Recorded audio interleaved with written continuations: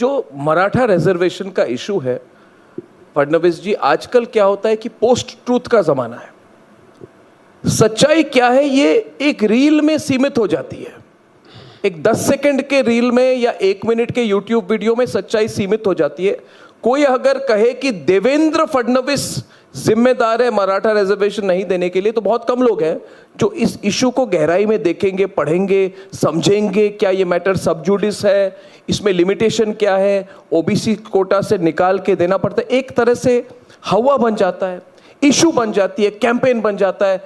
तो अभी लोग कह रहे हैं कि मराठा रिजर्वेशन इशू को अर्जेंटली देवेंद्र फडणवीस को ठीक करना पड़ेगा चुनाव से पहले, नहीं तो नतीजे अच्छे नहीं होंगे। और आपको पता भी है आपके जो प्रतिद्वंदी है वो कुछ भी कहते हैं, कुछ भी कहते हैं और इसकी कोई वैलिडेशन नहीं है। तो आप इस इशू को कैसे देख रहे हैं? Is it a political hot potato for you? देखिए, मैं पहली बात तो ये कहता हूँ कि ये मराठा रिजर्वेशन की बात शुरू हुई 1982 में, और 1982 में अण्णा साहब पाटिल करके एक मराठा लीडर थे, वो एमएलए थे। वो उस समय के कांग्रेस के मुख्यमंत्री जी के पास गए। उन्होंने कहा मराठाओं को रिजर्वेशन दीजिए, अगर आप नहीं देंगे तो मैं आत्मदहन कर लूँगा। और चीफ मिनिस्टर ने नहीं दिया, उन्होंने खुद को गोली मार ली और एक प्रकार से आत्मदहन कर लिया।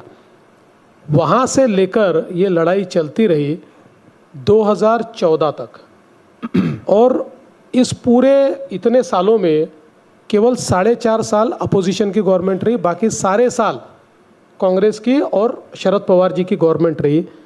उन्होंने कभी मराठाओं को आरक्षण नहीं दिया।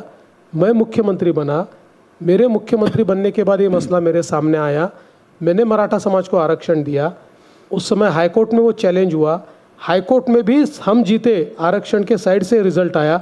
वो सुप्रीम कोर्ट गया, जब तक मैं मुख्यमंत्री था सुप्रीम कोर्ट ने न उसको स्टे किया न उसको नकारा।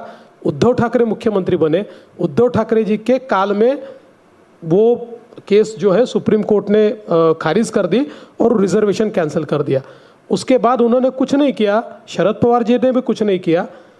और फिर एकनाथ शिंदे जी जब बने तो वापस हम लोगों ने मराठा समाज को 10% आरक्षण दिया। तो कुल मिलाकर 4 बार शरद पवार जी ये मुख्यमंत्री बने, तब से ये मांग थी कि मराठा समाज को आरक्षण मिले। कभी भी शरद पवार जी ने उनको आरक्षण नहीं दिया। और जहां तक मराठा समाज, शरद पवार मराठा रिजर्वेशन पे सीरियस नहीं है? सीरियस नहीं, वो तो खिलाफ है। उन्होंने कई बार बोल दिया मराठाओं को आरक्षण की आवश्यकता नहीं। अब तो पॉलिटिक्स के लिए कह रहे हैं वो, और फिर भी कैसा कहते हैं? वो कहते हैं वो जो उपोषण कर रहे हैं, जो अनशन कर रहे हैं, उनकी मांग तो सही है, लेकिन इसको ऐसा नहीं करना चाहिए, वैसा नहीं।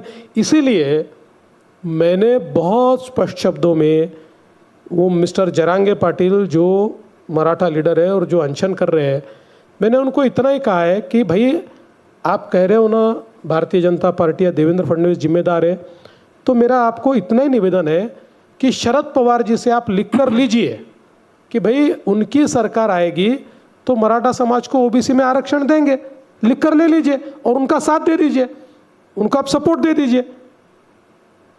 शरद पवार लिख कर देने को तैयार नहीं है। जब शरद पवार जी से सवाल पूछा तो शरद पवार जी मुकर गए। शरद पवार जी ने तो ऐसा उत्तर दिया, मैं भी नहीं समझा और कोई भी नहीं समझा। उन्होंने तीसरे जवाब दे दिया। और फिर उनके पार्टी के अध्यक्ष जयंत पाटिल को पूछा कि भाई आपका क्या कहना, उनका पवार साहब ने तो जवाब दिया ना, वही हमारा जवाब है।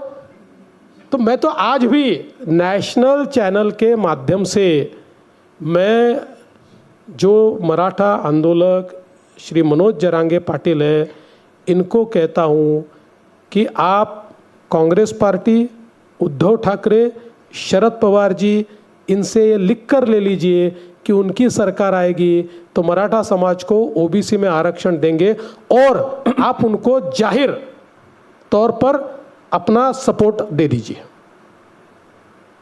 ये राजनीति चल रही है, मराठा समाज को गुमराह करने की बात चल रही है। अरे मराठा समाज के लिए मैंने अण्णा साहब पाटिल आर्थिक विकास महामंडल तैयार किया, 1 लाख मराठा उद्योजक तैयार किए, 1 लाख। आज 1 लाख से ज़्यादा मराठा उद्योजक ये हमने तैयार किया। हमने सारथी की शुरुआत की। आज आईएएस आईपीएस में बड़े पैमाने पर मराठा युवाओं को उसके माध्यम से आज नौकरियां मिली है। इसलिए मुझे लगता है कि इसमें जो राजनीति करने की कोशिश चल रही है, ये राजनीति सफल नहीं होगी।